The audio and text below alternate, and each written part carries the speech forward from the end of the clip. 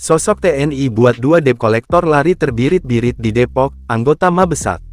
Dua orang debt kolektor atau yang biasa disebut mata elang, Matel, menghentikan motor yang ditumpangi pasangan suami istri Pasutri, di Jalan Raya Sawangan, Depok, tepatnya di dekat Resto Kampung Kecil, Sawangan, Sabtu, tanggal 10 Agustus tahun 2024 siang.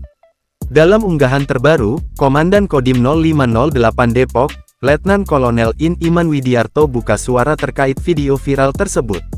Kita semalam sudah koordinasi dengan Polres, tentunya Pak Kapolres punya prosedur, setelah anggota kami membuat laporan polisi nanti akan ada prosedur-prosedur yang harus ditindaklanjuti, ujar Letkol Imam, Senin, tanggal 12 Agustus tahun 2024.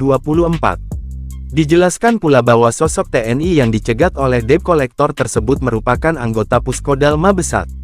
Sebelumnya, dua orang debt kolektor atau Matel tersebut berniat menarik paksa sepeda motor yang ditumpangi Pasutri tersebut.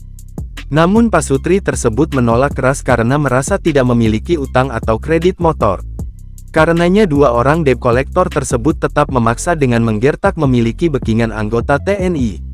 Namun keduanya akhirnya ngibrit atau kabur sekencang-kencangnya begitu tahu bahwa profesi sang suami yang motornya dihentikan paksa adalah anggota TNI sungguhan.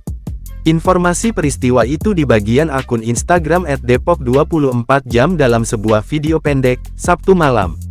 Menurut sang istri, suaminya juga menanyakan surat penugasan dua debt kolektor itu dari Lea Sing, namun keduanya tidak bisa menunjukkan. Suami juga minta surat penugasan kalau itu dari Lea Sing, tetapi dia tidak mengeluarkannya dan kami minta proses ke polsek terdekat, papar istri. Dia malah putar balik dan tidak ikut.